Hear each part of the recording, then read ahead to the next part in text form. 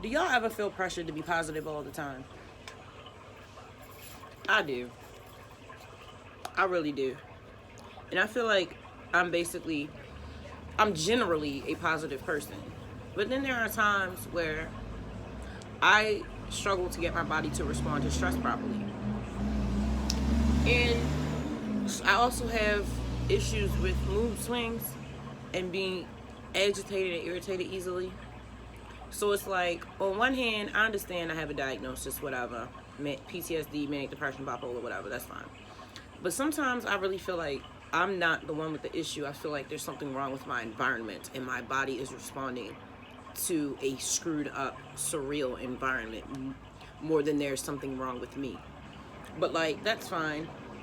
I have to, it's very challenging. It's like, I don't want to label myself as bipolar, but it's like, if I try to tell my family I'm not bipolar, they would look at me like I was completely insane. And so would my therapist. And I understand we're not supposed to hold on to, oh, just angry because my kid shit on the floor. Like, I get it's not her fault. But I really feel like I don't even want to talk to her ever again. I'm so mad at that cat.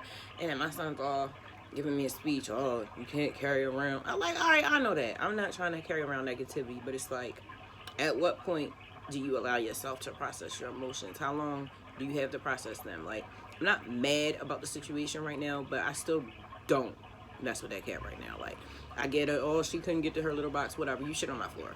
Like, I think our relationship is over with, like, for real. Like, mentally, like, my house has to be clean all the time. Like, I spend most of my life cleaning. It just throws me off so bad if something don't smell right or look right or isn't in the right place. And she shit all over that. And it's like, how do you just let that go? I will, eventually, but not right now. Like, I am okay with understanding that I need to process my emotions. And as long as I'm not, like, yelling or screaming at people, which is how I would deal with stress in the past. Like, obviously, you know, not obviously, but if my kids would do something, I would raise my voice at them. And at the time, I felt like what you did was smack worthy. But instead of smacking you, I'm going to raise my voice. Because that is kind of the equivalent of hitting someone as you're yelling at them energetically. But we have evolved past that. We don't yell at our kids. We try not to. I really try not to yell at them. Like, I've reached a stage where, all right, they do something, and, like, I'll just, like, really just hold in my rage and just look at them like they have lost their mind. And within that couple of seconds of me just not saying anything at all, I learned that from this book called The Anger Toolkit, which I have had. Okay, so when I rent books from the library, I always use one of the kids' cards, the school age cards, because they don't accumulate interest when you don't return your books back on time. So I've had this book for like 4 months, but this is what I work out of, and that's what I learned in this book about not being reactive. And my son and I would argue about that all the time, because he would say something and I would get so pissed off and I just wouldn't respond to him, or he would ask me a question that he clearly did not think all the way through. So instead of saying that was ridiculous, I just look like that was ridiculous, and I don't really have to say too much. But then he would be like, why are you ignoring me? And I'm like, I'm not ignoring you, but like in this stage of my development, the best thing I can do is to not say anything, because if I say something, it's going to be sideways or disrespectful, or like my tone not going to be right. So I would rather just stand there and stare at you and blink for a couple seconds and gather myself than say something I'm going to have to apologize for later. So I'm evolving. I'm not where I want to be, but I'm definitely evolving. I really wish I could be medicated. I really do, because just the up and down of the emotions, and when I'm triggered, how long it takes me to calm down my nervous system is just like draining. But taking synthetic medication goes against everything that I believe in for me. Like, when I was in the psych ward, I had a suicide attempt. Okay, it was not really a suicide attempt. I just happened to be suicidal at the time. But I did not take an attempt on my life. Someone actually tried to poison me.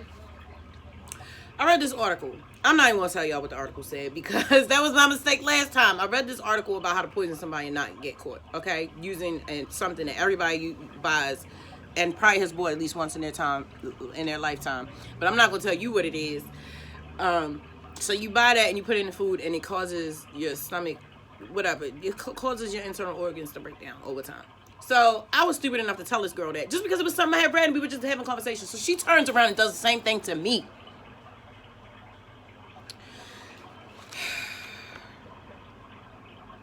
I think I pissed her off because when I went to the hotel room, I started cleaning up.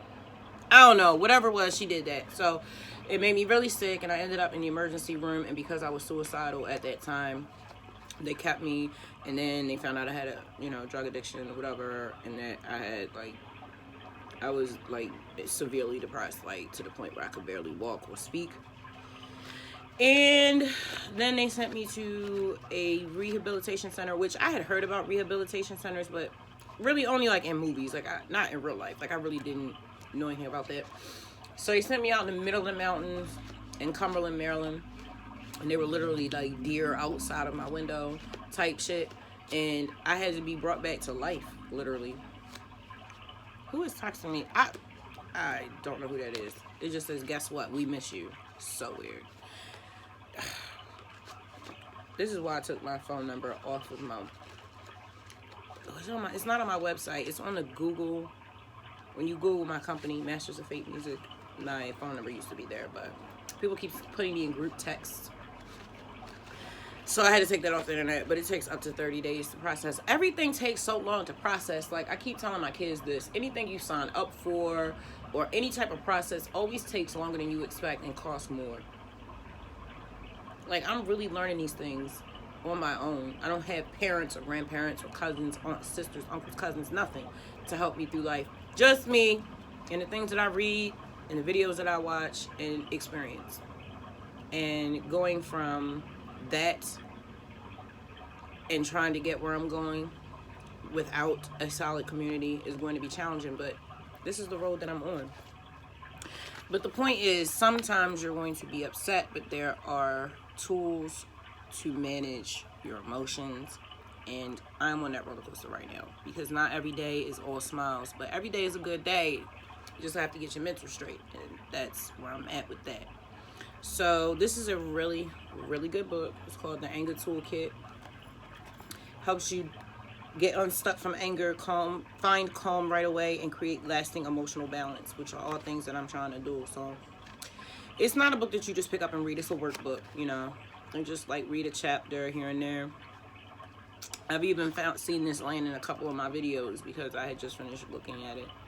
But I try to read something every day. I have not an extensive library, but I have maybe 50 books, all handpicked by me, and I would like to read all of them at some point. But I've read some of almost all of the books I have, so I'm really happy about that. I actually downsized because I had like 100 books, and a lot of them have been given to me. A lot of them I borrowed from like all the rehabs and stuff that I've been in, or like libraries. But now I buy most of my books. I'm not about that life anymore. Even though I do have 3 library books that I've had for like 6 months. I'm definitely giving them back.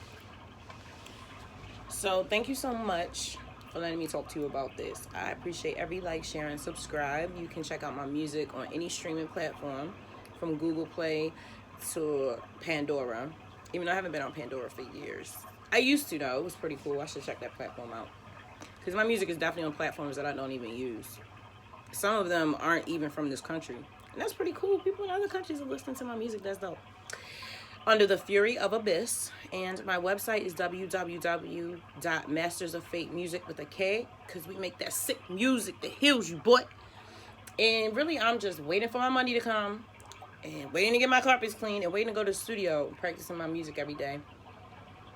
My next song that I have coming out is completely memorized, and that's something my ex always wanted me to do, and it's too bad he's not here to see that shit. But today is going to be a better day.